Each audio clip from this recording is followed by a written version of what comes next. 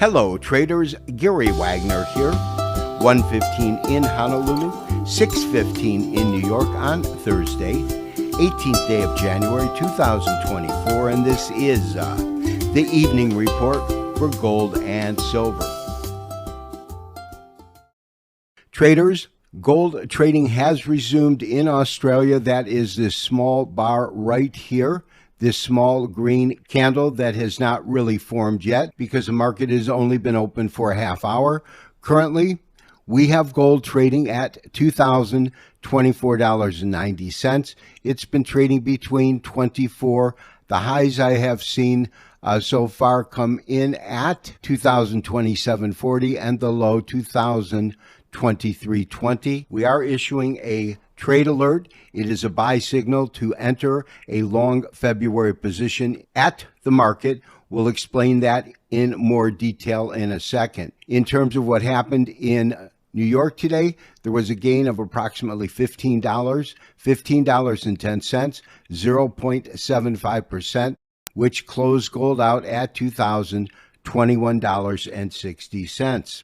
It seems, at least for today, market participants have realigned their focus from future Fed action to the current conflict in the Middle East and the fact that it is escalating, and that escalation has brought in the military of both the United States and Britain along with a coalition, and now reports that Iran has ramped up their military and military action by sending missiles to multiple sites. This has been occurring over the last couple of days, with a new recent report about a bombing into Pakistan. Now, Iran has carried out another airstrike beyond its borders, this time in neighbouring Pakistan. Iranian state media said the strikes hit two sites linked to the militant group Jaish al-Adl in the southwestern Pakistani province of Balochistan.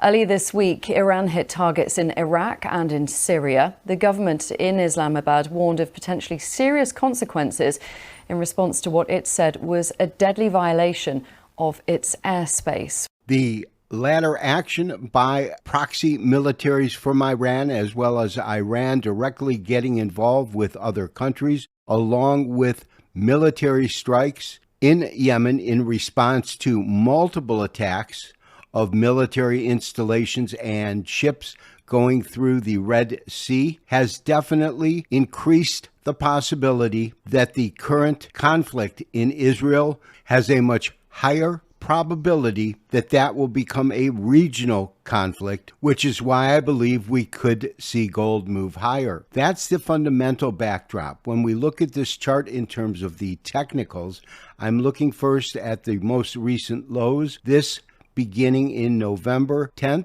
The second low was a higher low that occurred on Wednesday, the 13th day of December.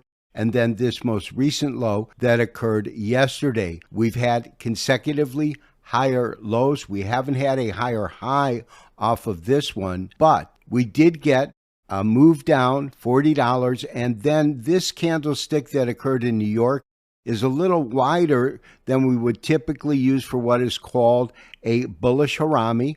A bullish harami occurs after a defined downtrend. It meets that criteria, a long red candle, and an inside trading day in terms of the way a Western pattern would be analogous to that. However, you do not take this call without a confirming candle, which means on the following day, and this is when they start the day, the open in Australia, you want to see a higher high, a higher low, and a large green candle, which I believe is what potentially will form through trading tonight in Australia, Hong Kong, London, and follow through into New York.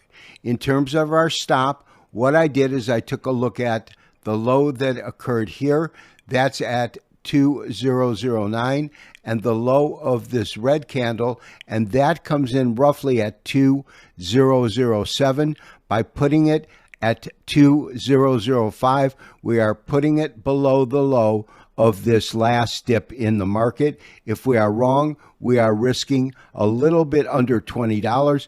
If we are correct, our trader that handles our live accounts reported back to me that they entered at 2024 on the nose. My initial target is going to be about 2050 up to these highs here at $2,067. More on tomorrow's Weekend Review. This has been Gary Wagner wishing you as always good trading. We will talk to you tomorrow for the next daily update and review. Bye-bye.